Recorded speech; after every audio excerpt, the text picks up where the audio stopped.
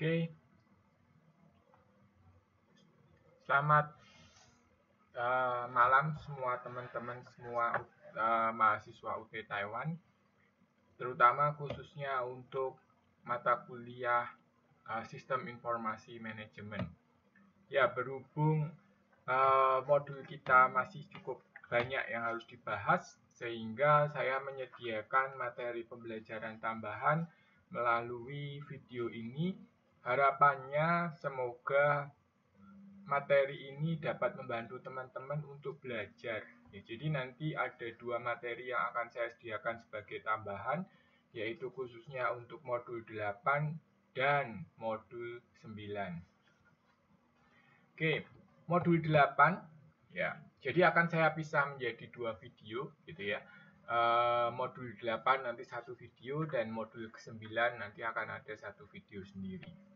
Oke, modul ke-8 ini akan berbicara tentang pengendalian sistem informasi, ya, di mana kita akan membagi menjadi dua, gitu ya, pengendalian secara umum dan pengendalian aplikasi. Pengendalian secara umum itu ada beberapa macam, termasuk ada organisasi, ada dokumentasi, kerusakan perangkat keras, keamanan fisik, dan keamanan data. Sedangkan pengendalian aplikasi itu nanti ada pengendalian masukan, pengendalian pengolahan, serta pengendalian keluaran.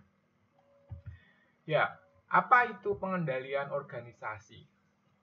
Seperti yang kita tahu, pengendalian organisasi ini berada di level struktur organisasi. Ya,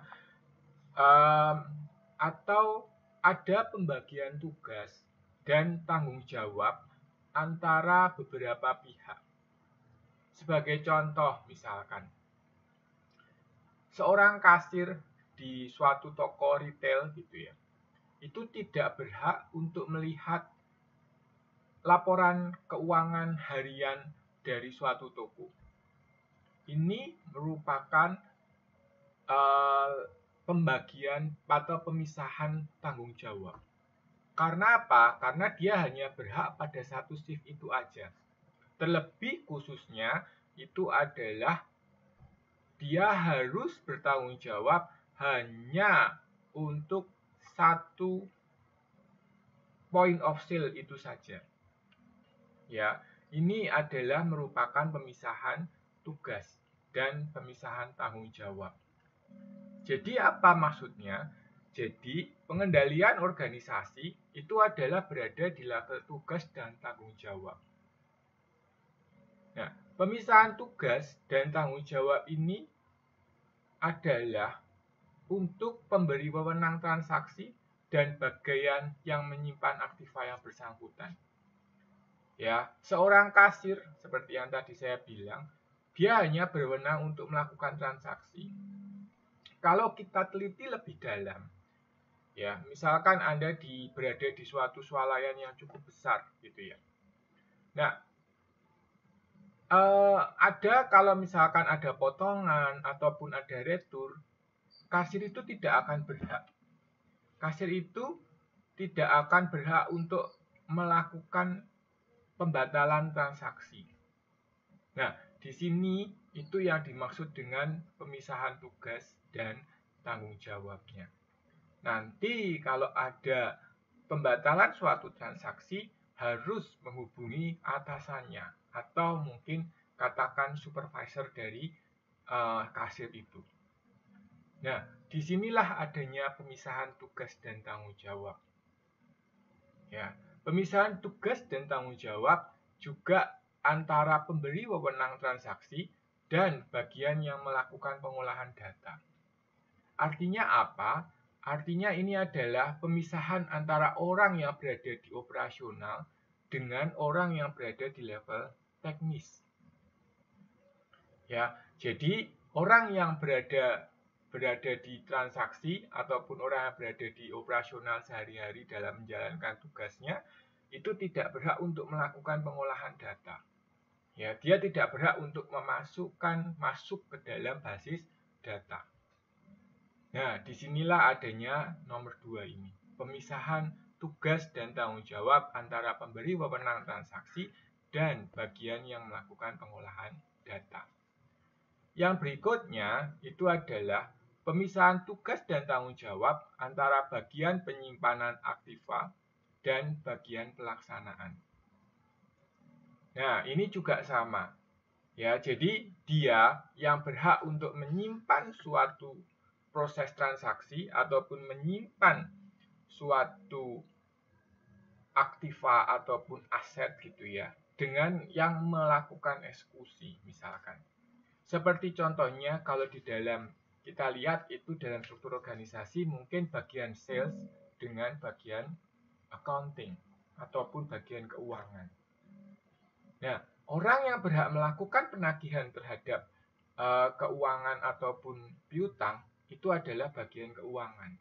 Sedangkan orang sales biasanya dia hanya bisa menjual. Nah, di sini ada penyimpanan aktiva dan pemisahan bagian pelaksanaan.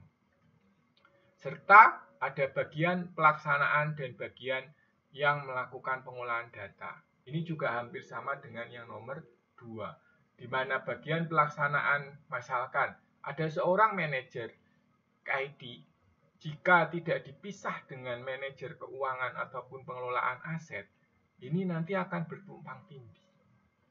Ya, bisa saja misalkan manajer IT-nya ini nakal. Akhirnya apa? Akhirnya dia akan melakukan manipulasi data secara mudah.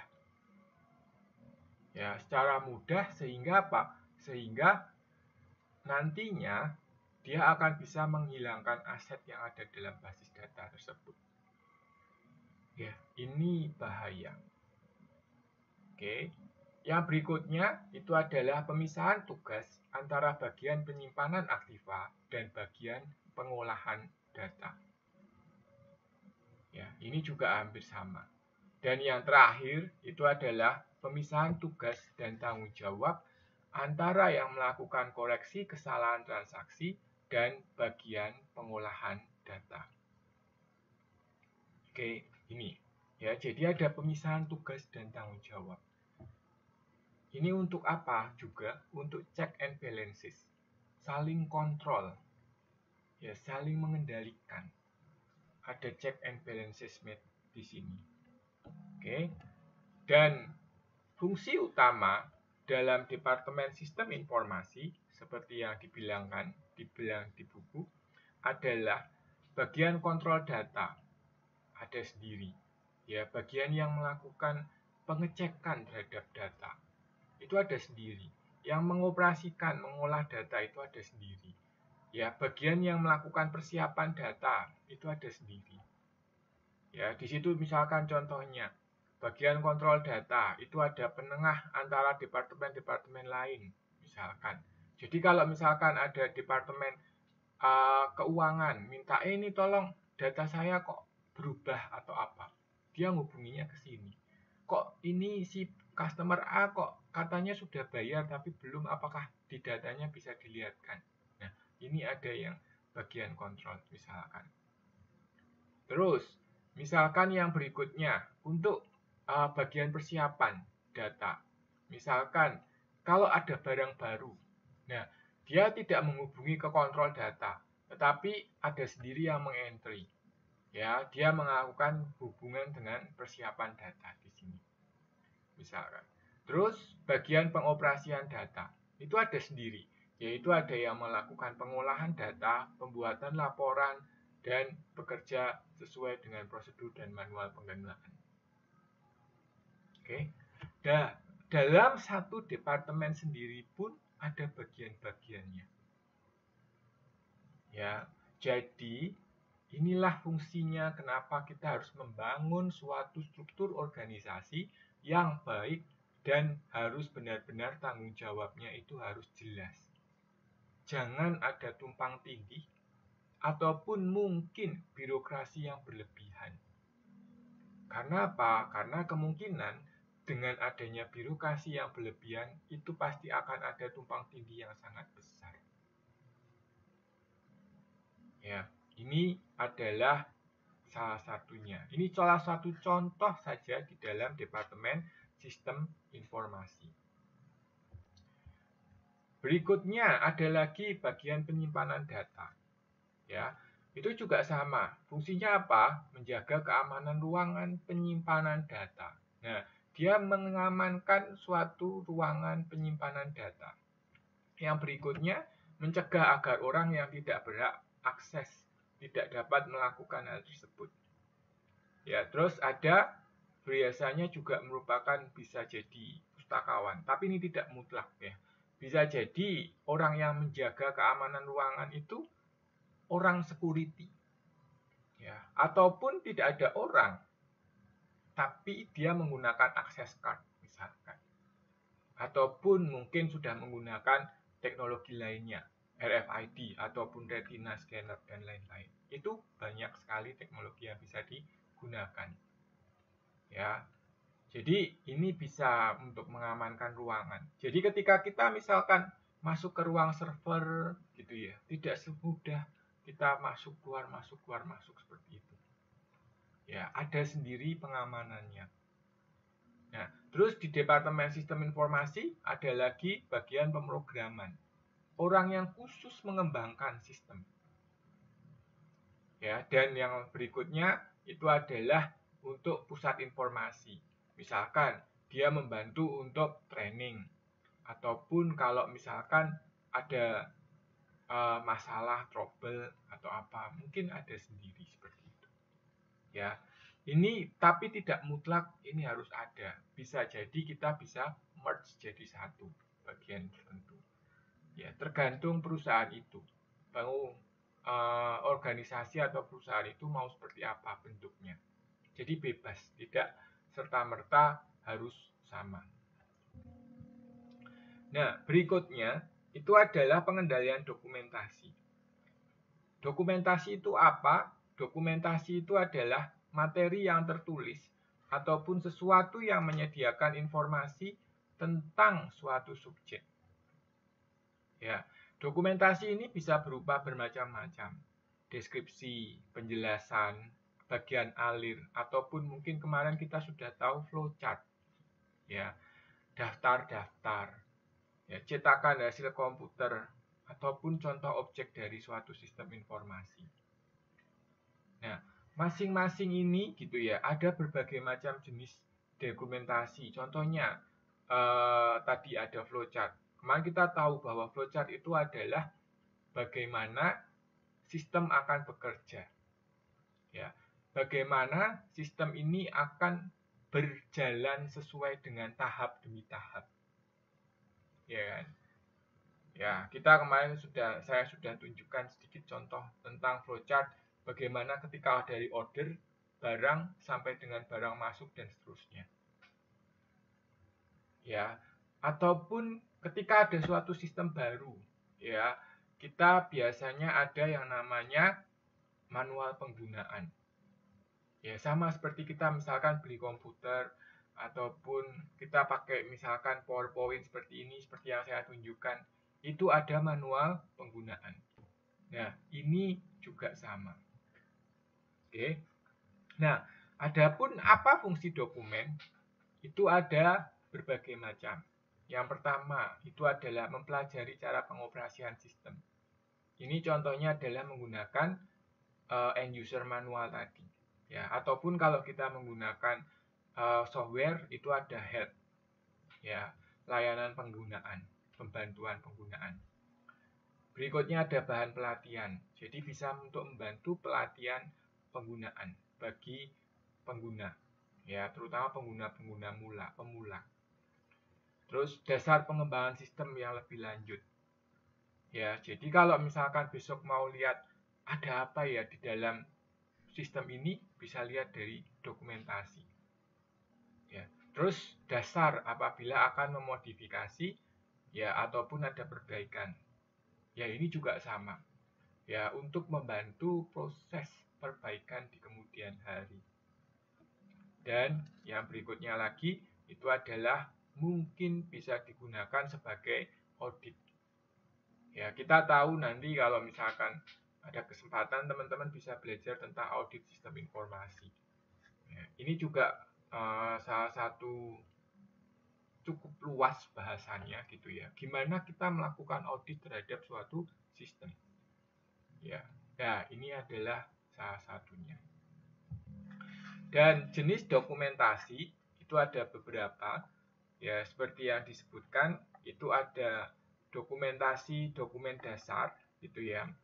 Itu seperti yang disebutkan di buku, itu adalah bukti transaksi yang ada dalam suatu sistem. Ya, contohnya faktur penjualan, order penjualan, ya, dan seterusnya. Terus dokumentasi daftar rekening, ya, berisi rekening yang digunakan dalam transaksi.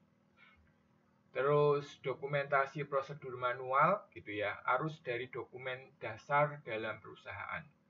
Ya, berisi bagian mana yang menyiapkan dokumen dasar, tembusan bagian yang mana yang mengarsip, dan siapa saja yang harus menerima dokumen. Ini adalah dokumen prosedur manual. Ya, manual penggunaan, itu seperti itulah. Oke.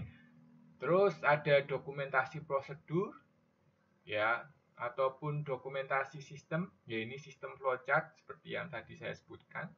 Terus ada dokumentasi program, nah ini biasanya dalamannya, ya dalamnya dari program itu apa. Ya ini jika suatu program itu semakin besar, maka biasanya dokumentasinya semakin lengkap. Oke, dan dokumentasi prosedur, ya prosedur-prosedur dalam atau semacam SOP gitu ya, Standard Operating Procedure.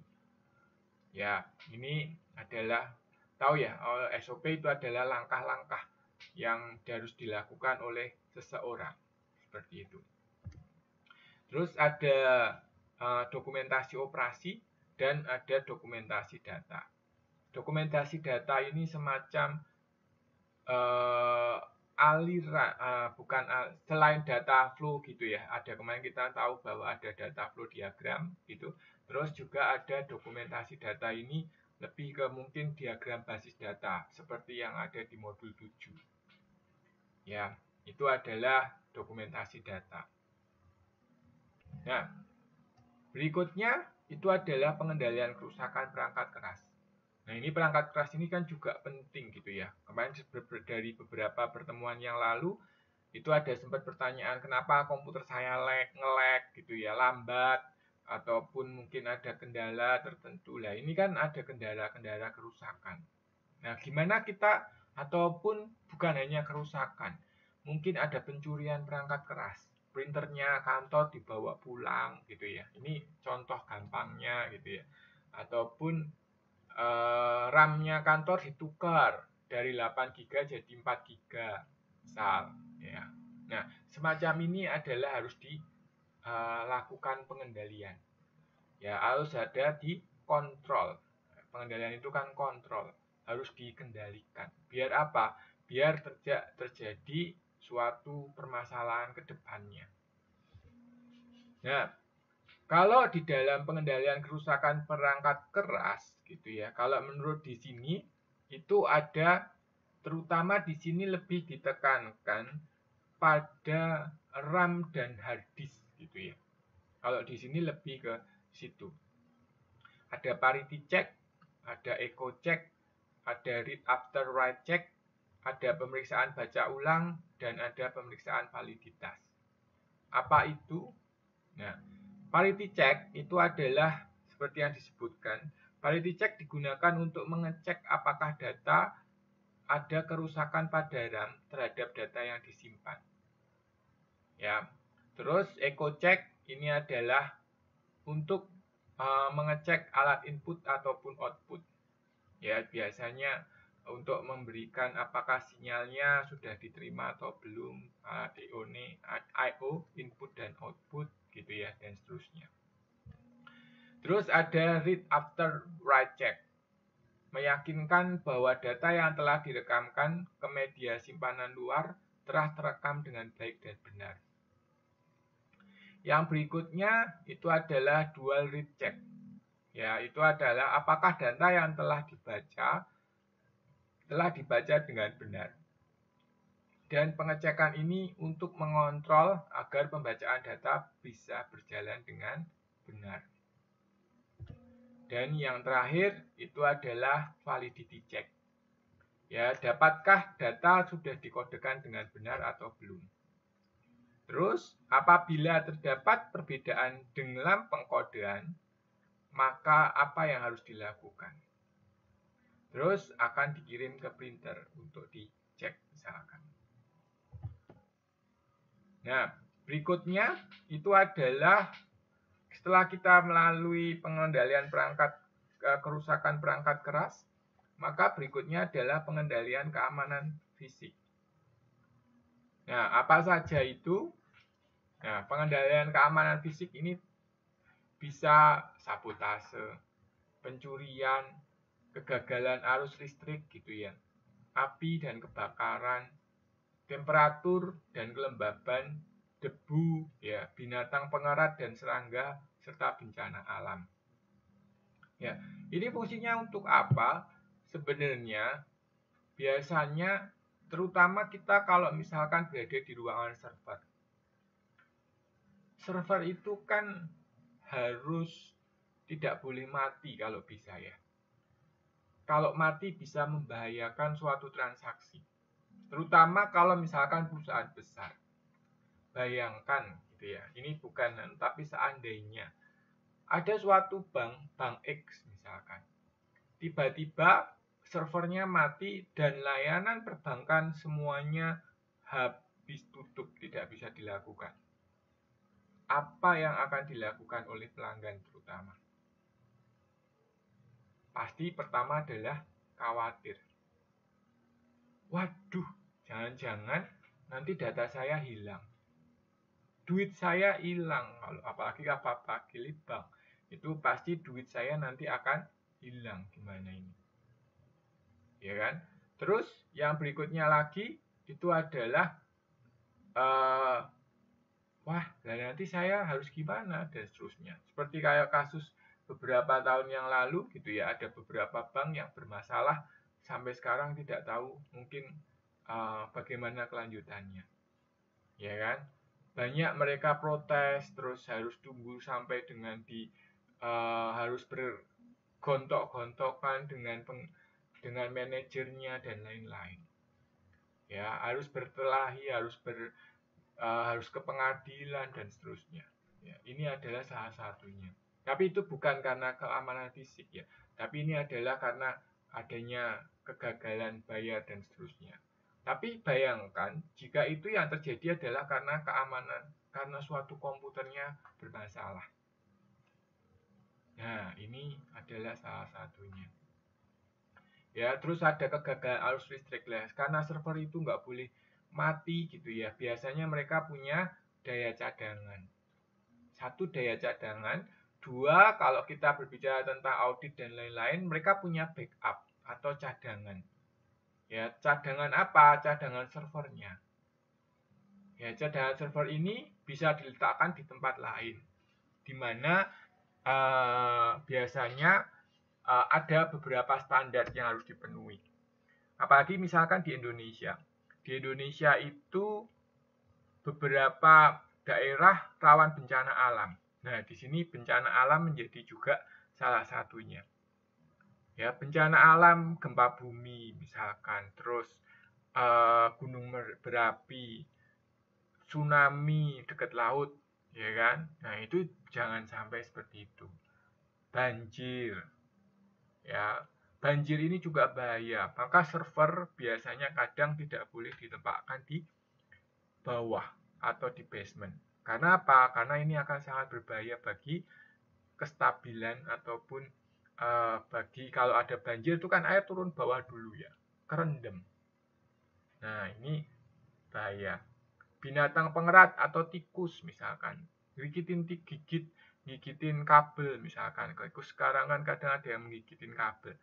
Nah, terus kabelnya itu malah bikin bahaya, ya kan, dan seterusnya. Ya, jadi kebakaran, temperatur dan kelembaban udara itu juga harus diatur. Ya, tidak boleh terlalu panas, tidak boleh terlalu dingin. Biasanya suhunya harus berapa gitu, ada standarnya. Ya, sesuai dengan standar internasional. Debu, ya itu tidak boleh terus komputernya berdebu gitu ya. Seperti itu. Nah, maka pengawasan terhadap akses fisik itu ada beberapa hal. Yang pertama adalah proteksi pembatasan terhadap orang yang keluar masuk di lokasi tertentu. Dan yang kedua adalah mungkin penempatan satpam, terus pengisian agenda kunjungan, CCTV, kartu dan tanda pengenal, pengracik kertas, pintu arah yang membuka keluar gitu ya. Jadi dorong seperti ini. Nah, itu salah satunya. Tapi banyak sekali beberapa yang mungkin teknologi-teknologi yang baru juga yang bisa diterapkan. Ya, misalkan menempatkan robot daripada satpam. Ya, ini contoh gitu ya. Ataupun tidak usah pakai satpam seperti yang tadi saya bilang, bisa menggunakan access card. Ya, cetit gitu, terus nanti langsung bisa keluar. Ya, bisa masuk aksesnya gitu. Dan seterusnya. Terus pengaturan lokasi fisik. Nah, ini harus diatur dengan perencanaan sekuritas yang berjalan dengan baik. Artinya adalah lokasi yang tidak terganggu oleh lingkungan, gedung yang terpisah, ya, tersedianya fasilitas cadangan atau backup seperti yang tadi saya bilang. Nah, ini penting, backup itu penting, terutama untuk daya cadangan gitu ya, dan juga untuk daya cadangan maupun server cadangan. Terus ada beberapa alat-alat pengamanan. Ini standar gedung gitu ya, mungkin seperti itu. Ada UPS, itu daya cadangan. Ya, daya cadangan yang biasanya bisa digunakan. Terus ada saluran air, ya, untuk sprinkle, ya, smoke detector, sprinkle gitu ya. Terus air conditioner, AC itu penting untuk menjaga suhu dan kelembaban gitu ya. Terus alat pemadam kebakaran atau APR, alat pemadam api ringan gitu ya, APR, APAR. Ya, terus ada stabilizer dan lain-lainnya. Oke. Stabilizer itu untuk menjaga voltase atau tegangan. Oke. Nah, berikutnya itu adalah untuk pengendalian keamanan data. Apa itu pengendalian keamanan data? Itu adalah untuk menjaga integritas dan keamanan data agar tidak hilang, rusak, ataupun diakses oleh orang yang tidak berhak. Caranya bagaimana? Caranya adalah menggunakan data log, memonitor, mencatat, dan identifikasi data. Dapat pula ditambahkan beberapa transaction log. Ya, ada data transaksi log. Log itu adalah catatan. Jadi orang keluar masuk, ya, akses seperti yang saya tunjukkan. Oh, ini terakhir diakses oleh siapa, si A, si B, si C, gitu ya. Akses kapan, gitu ya. Itu ada. Oke, biasanya ini digunakan nanti untuk melihat terakhir akses oleh orang yang itu diakses oleh orang yang berhak atau tidak, semacam itu bisa.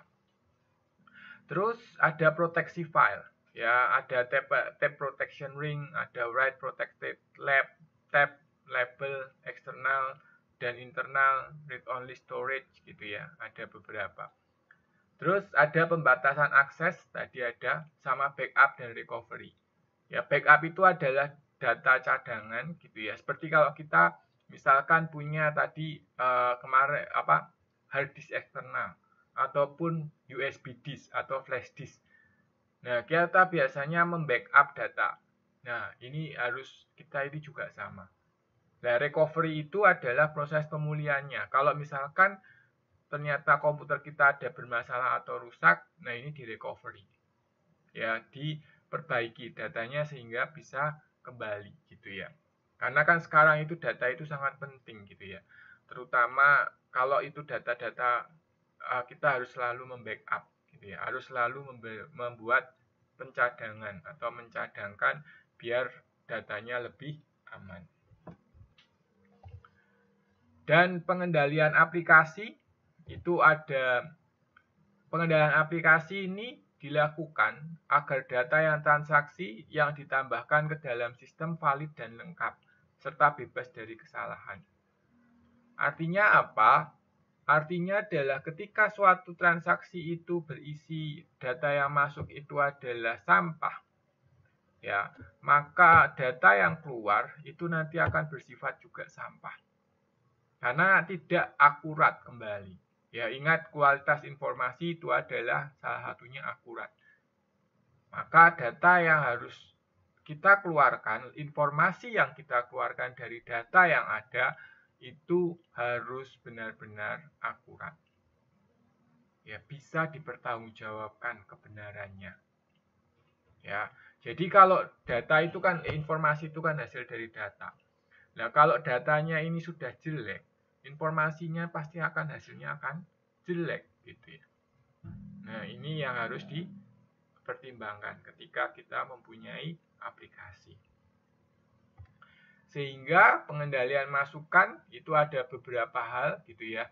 Ada echo check, ada existence check, ada matching check gitu ya. Ada field check, ada sign check gitu ya. Ada relationship check, limit check, dan range check. Ya, di sini adalah contoh-contohnya ada di situ. Ya, sudah saya jelaskan sehingga nanti bisa langsung dibaca langsung. Ada lagi self-checking digit check. Ya, ada sequence check, ada label check, batch control check, total check, ada zero balance check misalkan. Ya, ini adalah beberapa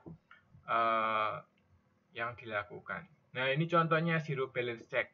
Zero balance check itu adalah seperti kalau kita mempunyai kartu ATM. Kalau kartu ATM kita nggak punya duit, nggak ada duitnya di dalam, ya kita nggak bisa ngapa-ngapain kan. Nah, ini prosesnya juga sama. Zero balance check itu seperti itu. Ya. Oke, dan berikutnya adalah pengendalian pengolahan.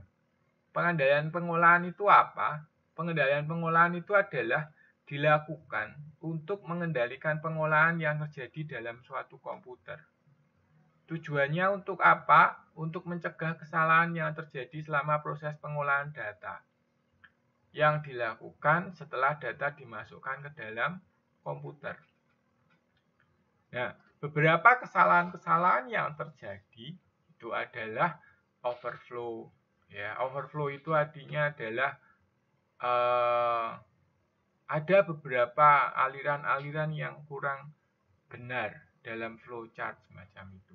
Ataupun ada logika program yang salah. Nah, ini juga bahaya. Karena logika program itu kan dibuat oleh manusia. Nah, ini tergantung dari manusianya. Ya, nomor 2 dan 3 ini kesalahan logika program dan logika tidak lengkap itu hampir sama. Kurang lebihnya seperti itu. Ada penanganan pembulatan. Nah, ini kalau misalkan round digit gitu ya.